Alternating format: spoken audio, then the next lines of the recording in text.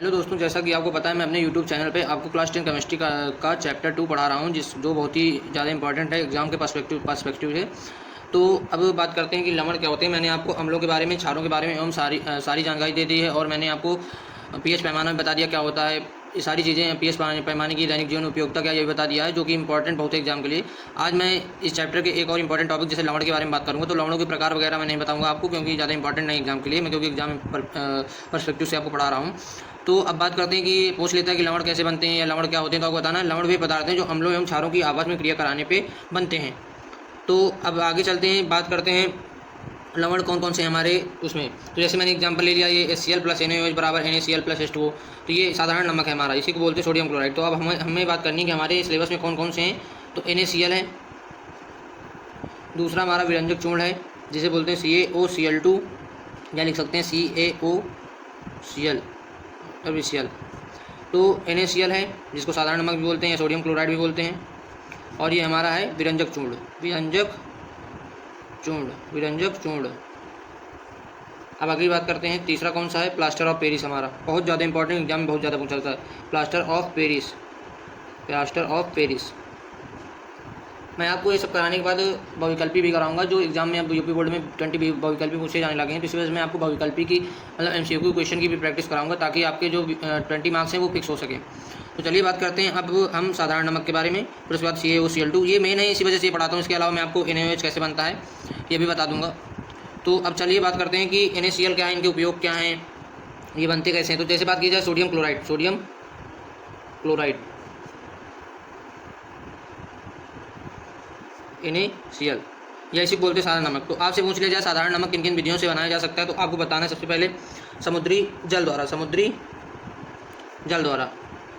देखिए ये ज़्यादा मेन नहीं, समुद्री जल द्वारा मैं बता दे रहा हूँ कि ये विधियाँ होती हैं समुद्री जल द्वारा बनाने की, और क्या कहते हैं प्रयोगशाला में बनाने की, और खानों की जो लवणक खानें होती हैं, लवणों की खान जो होती है वहाँ से पाया जाता है ये।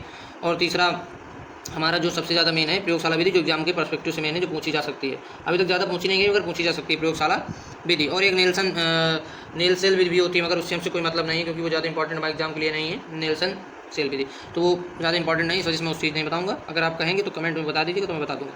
तो समुद्री जल द्वारा कैसे कि देखिए, जो समुद्री जल है वो NaCl का जो हमारा साधारण नमक है उसका प्रमुख स्रोत है। समुद्री जल को खेतों में डाल दिया जाता है, खेतों में भर के धूप में डाल दिया जाता है, तो जो पानी होता है वो वाष्पित हो जाता है, और जब वाष्पित हो जाता है तो जो बचता है, जो अवसाद बचते हैं, वो होता है सोडियम क्लोराइड, हमारा साधारण नमक होता है। उसमें अशुद्धि होती है Na+ की, Ca2+ की, या मैग्नीशियम की, मतलब इन सब की अशुद्धियाँ होती हैं। तो उनको बाद में प्रभाजी क्रिस्टलीकरण आपने क्लास 9 में पढ़ा होगा, उसके द्वारा शुद्ध किया जाता है। इसलिए बोल रहा हूँ ज़्यादा इंपॉर्टेंट नहीं है। खेतों में ला के उस जल को, जिसमें रिसर्च की जाती है कहाँ पे ज़्यादा सॉल्ट है, उसको लाया जाता है, खेतों में डाला जाता है, फिर धूप में डाल दिया जाता है ताकि वाष्पीकरण हो सके। और जब वाष्पीकरण होता है तो फिर वो क्या कहते हैं, नमक, जो अवसाद बचते हैं वो एक नमक के रूप में बचता है, उन्हीं की अशुद्धियाँ दूर करके बनाया जाता है। चलिए बात करते हैं, अब ये ज़्यादा मेन नहीं है, इसी वजह से मैंने ज़्यादा डिटेल में बताया। लवणों की खान में जैसे कि जो खाने होती हैं उनमें क्रिस्टल के रूप में हमको ये साधारण नमक प्राप्त हो जाता है, तो ये भी ज़्यादा इंपॉर्टेंट है। अब मेन इंपॉर्टेंट कौन सी है, अब आप इसमें लिख सकते हैं कि खनन के दौरान जो खाने होती हैं उनसे क्रिस्टल के रूप में, बड़े बड़े पदार्थ के रूप में हमको लवण मिलता है, लवण मिलते हैं, जो साधारण नमक मिलता है। तो वही लवणों की खान से शुद्ध करके ये बनाए जा सकते हैं साधारण नमक। अब चलते हैं तीसरी विधि, जो सबसे ज़्यादा इंपॉर्टेंट है। तो मैंने बताया, सीधी सी बात है कि लवण बनाने का एक सीधा साधारण विधि कौन सी है, उदासीनीकरण विधि। आपको लवण बनाना है प्रयोगशाला में, सबसे अच्छी है कि उदासीनीकरण प्रक्रिया लगाइए। इसलिए मैं बोल रहा था कि उदासीनीकरण प्रक्रिया बहुत ज़्यादा मेन है। तो ये अब NaOH है। अब देखिए पूरा चैप्टर आपको लग रहा होगा कि मैंने पूरा उदासीनीकरण रिएक्शन, जितनी भी सारी रिएक्शन मैंने ज़्यादातर उदासीनीकरण प्रक्रिया द्वारा आपको सिद्ध कर दी हैं। तो चलिए बात करते हैं अब कैसे NaOH। अब देखिए बात करते हैं उदासीनीकरण विधि या लवण प्रयोगशाला में कैसे बनाए जाते हैं। तो मान लीजिए हम कास्टिक सोडा ले लेते हैं, कास्टिक सोडा, या बोलते हैं इसको सोडियम हाइड्रोक्साइड। कास्टिक सोडा इसका साधारण नाम है, और बोलते हैं और इसको बोलते हैं सोडियम हाइड्रोक्साइड। मैंने बता रखा है आपको, जिसमें OH ग्रुप दिख जाए वो क्या होता है, क्षार। तो ये क्या है, एक प्रकार का क्षार है। क्या है, क्षार है। अब इसकी जब हम रिएक्शन कराएंगे किससे, HCl से, हाइड्रोक्लोरिक अम्ल से, तो ये क्या है, अम्ल है। इसकी जब इससे रिएक्शन कराएंगे तो इसमें प्लस होता है, इसमें माइनस होता है, इसमें प्लस, इसमें माइनस। तो प्लस माइनस वाले एक दूसरे का अटैक कर लेगा, कुल सतह चली आई, हाइड्रोजन सतह धातु के साथ जाए, और ये क्या हो जाएगा, H2O बाहर आ जाएगा। तो ये क्या हो गया, वही बात बन गया ना, क्षार प्लस अम्ल, या अम्ल प्लस क्षार बराबर लवण प्लस जल। आशा है कि आपको समझ में आ गया होगा कि प्रयोगशाला में कैसे साधारण नमक को बनाया जाता है। चलिए आगे चलते हैं, बात करते हैं NaCl के उपयोग की। तो ये तो बताने की ज़रूरत है नहीं कि साधारण नमक का उपयोग क्या हम करते हैं, मगर मैं बता दे रहा हूँ, आपको तो पता ही होगा। खाना बनाने में सबसे पहला तो किसमें हो, खाना बनाने में, खाना बनाने में।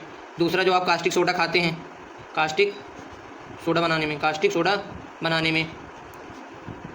जो मांस होता है, मछली होता है, इनको गंध से बचाने के लिए, मतलब इनके परिरक्षण में, मतलब इनको बचाने के लिए ताकि ये ख़राब ना हो, तो यूज़ किया जाता है।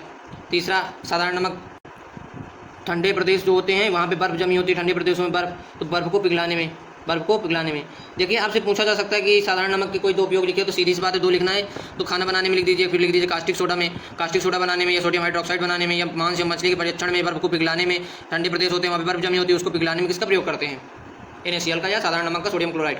और इसके थ्रू बहुत सारे सोडियम यौगिक जैसे NaCO3 हो गया, बेकिंग सोडा Na2CO3 हो गया, इन सबको बनाने के जो सोडियम के यौगिक होते हैं अन्य, उनको बनाने का ये एक आरंभिक उत्पाद तरीके, मतलब बहुत सारी चीज़ों में यूज होता है, आरंभिक उत्पाद है ये, मतलब अभिकारक है, या मतलब आरंभिक चीज़ है कि जिससे ये जो कंपाउंड है बनाए जा सकते हैं, सोडियम के अन्य कंपाउंड यौगिक जो हैं वो बनाए जा सकते हैं।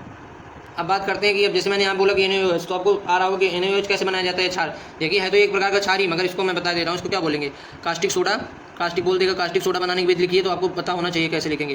कास्टिक सोडा बनाने की विधि या सोडियम हाइड्रोक्साइड बनाने की विधि, सोडियम हाइड्रोक्साइड बनाने की, सोडियम हाइड्रोक्साइड बनाने की विधि, बनाने की विधि, बनाने की विधि। तो बात करते हैं, अब जैसे मैंने अभी सेम टू सेम वही चीज़ है कि अभी मैंने आपको क्या बताया कि NaCl को बनाना बताया किससे, NaOH से, तो वही NaCl का जो सोडियम क्लोराइड है उसी का विद्युत अपघटन, जब कोई चीज़ इसको तोड़ना है हमको, फिर से वही पुराने वाले में लाना, तो हम इसका क्या करा देंगे, विद्युत अपघटन, जलीय विलयन में विद्युत अपघटन करा देंगे, क्या करा देंगे, जलीय विलयन में विद्युत अपघटन। तो ये हमारा NaOH फिर से वापस आ जाएगा और क्या कराएंगे, विद्युत अपघटन, विद्युत अपघटन, अपघटन, विद्युत अपघटन, और हमारा H2 गैस निकल आएगी, और Cl2, कौन सी, Cl2, जब हम सोडियम क्लोराइड की क्या कराएंगे, विद्युत अपघटन, किसमें, जलीय विलयन में, मतलब सोडियम क्लोराइड का जलीय विलयन में विद्युत अपघटन कराने पे हमें कास्टिक सोडा यानी कि सोडियम हाइड्रोक्साइड जो कि एक क्षार है, और हाइड्रोजन गैस और Cl2 क्लोरीन गैस मिलती है। तो बात करते हैं NaCl। अब जैसे ये, तो इसको बैलेंस करें तो 2 इधर ये बैलेंस हो गई, तो ये आपको बैलेंस 4 हाइड्रोजन है, ये 2 4 इधर भी हो गए, Cl2 इधर, Cl2 इधर। तो आशा है कि आपको समझ में आ गया होगा कास्टिक सोडा कैसे बनाते हैं। तो आपसे कोई पूछे कास्टिक सोडा का निर्माण कैसे होता है, तो आपको बताना है जब हम सोडियम क्लोराइड के जलीय विलयन का विद्युत अपघटन कराते हैं तो हमें कास्टिक सोडा या सोडियम हाइड्रोक्साइड मिलता है, और हाइड्रोजन गैस तथा क्लोरीन गैस बाहर निकलती है। चलिए आगे चलते हैं अगले नंबर में। और पूछा जाए कि ये जो हाइड्रोजन गैस है जब हम विद्युत अपघटन कराते हैं तो विद्युत अपघटन में क्या होता है, एक एनोड होता है, दो वो लिए जाते हैं पात्र, एक एनोड एक कैथोड, एक एनोड और कैथोड। तो जो कैथोड है तो उस पर हाइड्रोजन गैस क्या हो जाती है, एकत्र हो जाती है। एनोड पे कौन हो जाता है, देखिए एनोड पॉजिटिव होता है, तो इसमें क्लोरीन गैस, अब क्लोरीन के पास क्या होता है, निगेटिव चार्ज, इसके पास क्या होता है, पॉजिटिव। तो आपसे पूछ सकता है कास्टिक सोडियम क्लोराइड का विद्युत अपघटन कराने पे कैथोड पे कौन सी गैस जमा होती है, तो कौन सी गैस जमा होती है, हाइड्रोजन गैस, क्योंकि इसके अंदर प्लस चार्ज होता है, इसके माइनस, तो प्लस, मैंने पहले बताया कि प्लस माइनस वाले को अट्रैक्ट करेगा ना कि प्लस वाले को। तो ये पूछा जा सकता है, वैसे पूछा नहीं गया मगर पूछ सकते हैं, अगर एग्जाम का लेवल टफ करना हो तो ये क्वेश्चन पूछ सकते हैं, इसलिए मैंने बता दिया। तो चलिए अब बात करते हैं आगे। और जैसे ये कैथोड पे, तो अब इसमें जैसे अब बोल दिया जाए कि फिर ये NaOH कहाँ प्राप्त होता है, तो ये कैथोड के पास प्राप्त होता है, कैथोड के पास भाग में प्राप्त होता है, कैथोड में नहीं, कैथोड के पास प्राप्त होता है। तो चलिए आगे चलते हैं। अब चूंकि अब देखिए एक चीज़ पूछ लेता है कि सोडियम हाइपोक्लोराइड क्या होता है, तो और ये कैसे बनता है, तो आपको ये भी पता होना चाहिए सोडियम हाइपोक्लोराइड क्या है। तो जब हम क्लोरीन है इसकी ठंडे जल से किसके साथ क्रिया करा देते हैं, NaOH के साथ, तो हमको क्या मिल जाता है, सोडियम हाइपोक्लोराइड। मतलब बात क्या हुई, जैसे NaOH है, इसका हम ठंडा जल ले लिए, वैसे जल लिए कोल्ड वाटर, और इसकी क्लोरीन के साथ क्रिया करा दिए, तो ये क्या बन जाएगा, NaOCl, इसको बोलते हैं सोडियम हाइपोक्लोराइड, और हमारा NaCl बनेगा, क्या बनेगा, NaCl और प्लस H2O। तो मतलब जब ठंडे जल से, देखिए एक होता है वार्म वाटर, एक होता है ठंडा जल, तो जब हम ठंडे जल से क्रिया कराते हैं तो आपसे बोल दिया जाए सोडियम अगर हम आपसे क्या होता है, जब मैं बोल दिया गया, जब हम कास्टिक सोडा या सोडियम हाइड्रोक्साइड की क्रिया ठंडे जल में H2O से कराते हैं तो तथा क्लोरीन से कराते हैं तो क्या प्राप्त होता है, तो बताओ ना, सोडियम हाइपोक्लोराइड और सोडियम क्लोराइड तथा H2O प्राप्त होता है। मेनली आपको कौन सा प्राप्त होता है, सोडियम हाइपोक्लोराइड। तो चलिए अब आप आशा है कि आपको समझ में आ गया सोडियम हाइपोक्लोराइड क्या है। सोडियम हाइपोक्लोराइड,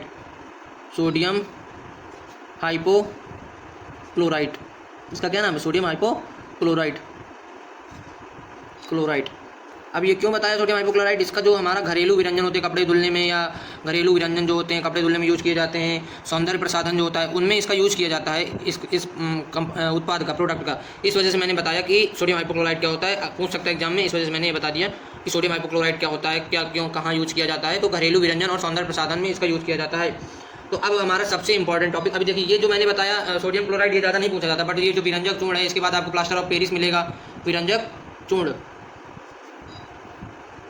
इसकी क्लोरीन के साथ आपको ये बहुत पूछी जाती है। इसके बाद आपको प्लास्टर ऑफ पेरिस मिलेगा, ये बहुत ज़्यादा इंपॉर्टेंट है। तो चलिए मैं आज के लिए इतना ही रखता हूँ, नहीं तो ज़्यादा लंबी वीडियो हो जाएगी। आपको आज मैंने सोडियम क्लोराइड के बारे में बताया, कल मैं आपको विरंजक चूर्ण के बारे में और प्लास्टर ऑफ पेरिस के बारे में बता के इस चैप्टर को समाप्त करूँगा। फिर मैं आपको इस चैप्टर के बहुत ज़्यादा इंपॉर्टेंट जो क्वेश्चन है वो कराऊंगा, और उसके बाद MCQ कराऊंगा। उसके बाद मैं नेक्स्ट चैप्टर में फर्स्ट चैप्टर पढ़ाऊंगा, क्योंकि मैंने फर्स्ट चैप्टर भी नहीं पढ़ाया, तो उसका क्योंकि ये जो दो चैप्टर हैं इनका रिलेशन बहुत ज़्यादा है फोर्थ चैप्टर से और थर्ड चैप्टर।